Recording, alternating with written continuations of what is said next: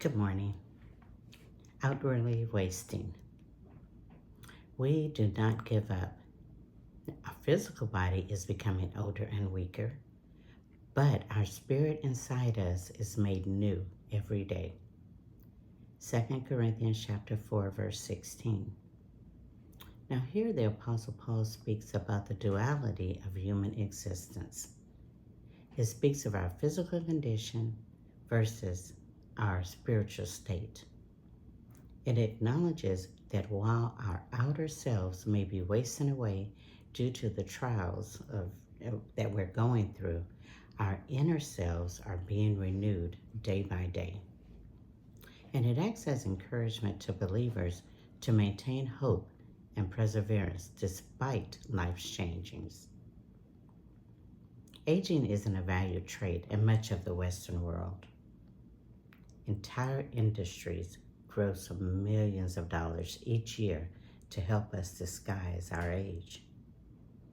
Telltale signs of aging, like hair color and skin elasticity, they're not seen as badges of honor, but as something to hide. We don't even like to acknowledge our age because, because it is virtuous, supposedly, to look younger than we actually are. But is this biblical or worldly concept? Have you indulged in that lie that you have to be fed something like that you have to look younger than your actual age? And it's sad. Ancient cultures like the Hebrews, they have a more biblical view of aging. Aging is honored because it means that you have endured and persevered longer than others. Often with age comes wisdom, and that is to be admired. One thing we cannot do is stop the aging process, but with age comes inward renewal and beauty from followers of God. Outwardly aging. Well, there's a lot to say about that. You gonna start? Oh, we do. We try so hard to not look our age. There's so many things that we have today. We have hand cream so we don't have crepey hands or whatever. So, because that's one of the telltale signs of women, especially, is the hands get all wrinkly looking, all here, and everything starts sagging. But they have things to fix all that. But are we? I mean, we do want to look nice, so we do things to enhance ourselves. The point in here is that there is really absolutely nothing we can do to stop that process. That's just something that we're all going to have to go through. The beauty of it is if you're a lot older, that you've gone through so many things and lived to tell the story. I mean, we do so many things. There's so many products out here to try to help us disguise our age. When did we become so obsessed with our looks that we have to buy and purchase so many things to conceal it? When back in ancient times, it was viewed as a badge of honor. Why can't we view it like that now? I think that that's where it gets lost in the respect.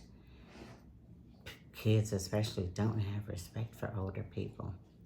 Not because they do things to make themselves look younger, but if you don't have respect, for elders, why would you even, for people, period, then why would you have it for an elderly person? Back in ancient times, it used to be that they were well respected and treated well because they had gone through enough stuff already, and they still were here to be able to talk to you about it and tell you about it.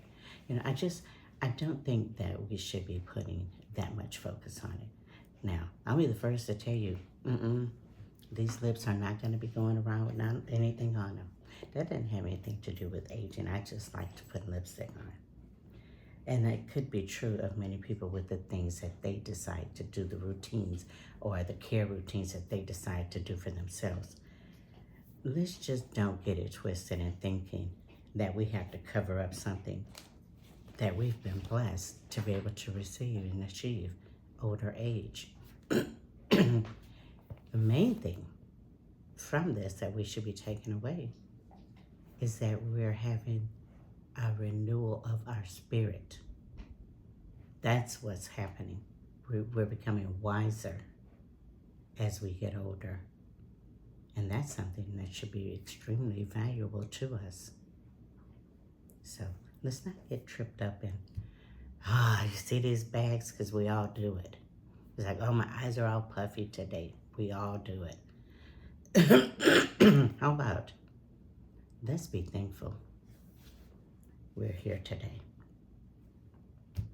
If negativity surrounds you and that people want to talk about it, just remind them, at least I'm still here. I'm still here. Good morning, y'all. Outwardly wasting. Why you have to remind me? I can see it. Oh, okay, so yesterday was just all kinds of messed up. I went to go get the blood work that I'm going to need for my doctor's visit tomorrow, and they were closed. Now, they called to remind me about my appointment, but no one sent a reminder or a notice that the hours had changed. So what I generally do, get there for 7, hurry up, get that blood work done, get into work probably about 7:30. Nobody even noticed that I was late.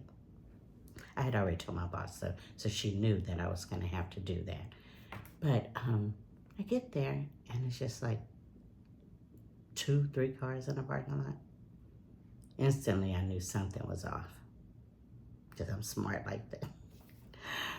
So I called the number, and they say, our new hours are that you couldn't think to leave that message and tell me that part. I guess because they were calling about my visit, but they opened up at 8:30 now. There's no way I could just sit around and wait till 8:30, so I had to go back to work. So I went to work and did all that and still had to leave. It's a good thing this visit is not a fasting visit, so I could leave and go back later and do that, and I did. So that was okay with that, but I was like back and forth, and I don't like doing that. In fact, when I plan on doing things, I plan on doing them like this, and come around and whip on back home. I don't go here and then say, oh yeah, let me go back over there. If it's not in whatever direction I'm going, if I can make it fit in that, if I go there first and still can make it work, okay. If not, it gets done another day, because I don't like that back and forth. I'm not doing that. So anyway, that's what happened yesterday. But I got it done, so I'll see the doctor tomorrow, and then I'll let y'all know how that turns out. Marley, come here. What is going on with you? Come here. Come here. Just child here. He got put out because I had to do this video probably 4 times a day. I never used to have to do that. But he's got to where he needs so much attention, and I spoil him. But dude, come on. I mean, I don't even know if you could see him now. He's just so happy that I'm rubbing on him. Look at him. You see him being still now? Spoiled, I say. And I did it. And he made me mess my little camera up.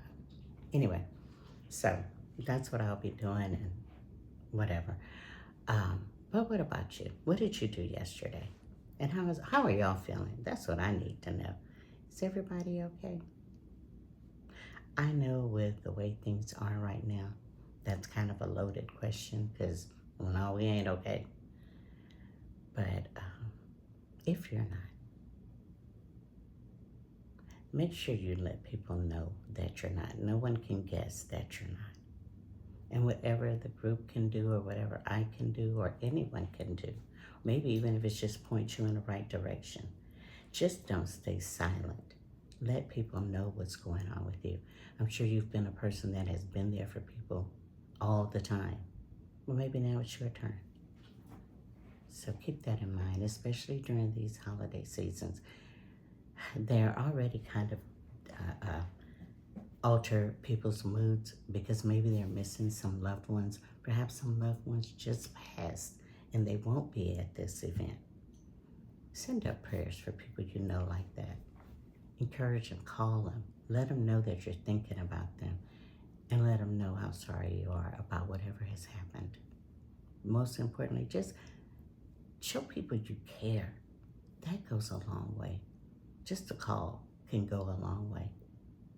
So let's try to take care of each other as best we can. That's how we survive. That's how we get through things as a people. Being there for each other. That's the best thing that we can do. I don't want to make it sound all preachy, but that is the best thing that we can do. Some time back, we talked about what would you do if something happened, a horrible, like a hurricane or something in your area. You want to gather your family with you. You want to try to have all of them with you or, help them. What about trying to build a relationship with your neighbors? Now, not everybody can do that, but if you can do that, do you know that's going to be the best protection for you? I'm not saying family isn't, and we want our family protected, but if no one can get to you, that neighbor next door or across the street or down the street can be there to help you.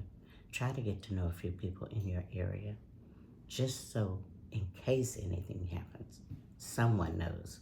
Someone can be there for you, like instantly. Okay, that's all I have to say about that today. But I hope y'all have a great day. Whatever it is you do, do not go out there being ugly to people. We talked about that. Don't do that. God doesn't like that. He wants us to be kind. That's one of the commandments, is that we love one another. So love on your family, of course, yourself for sure, but other people as well. Be kind to other people as well. And while you're doing that, show yourself some grace. Whatever it is you've done in the past, God has forgiven you for that. So let that go and keep it moving. Just like that. Just keep it moving. I don't want to hear about it when people try to bring it back to you. Well, I remember that time. Yeah, I'm sure you do. I remember it too. I just choose not to keep bringing it up. Anyway, so much for that. Y'all have a wonderful day, whatever it is you do. Be kind and show yourself grace. One time for the one time. One time for the one time. Hey, one time for the one time. Come here. One time for the one time. Hey, come here, honey bunny. It's okay. He knows I'm getting ready to leave. It's okay. It's okay. God is so small. Y'all have a great day, and I'll talk to y'all soon. Bye.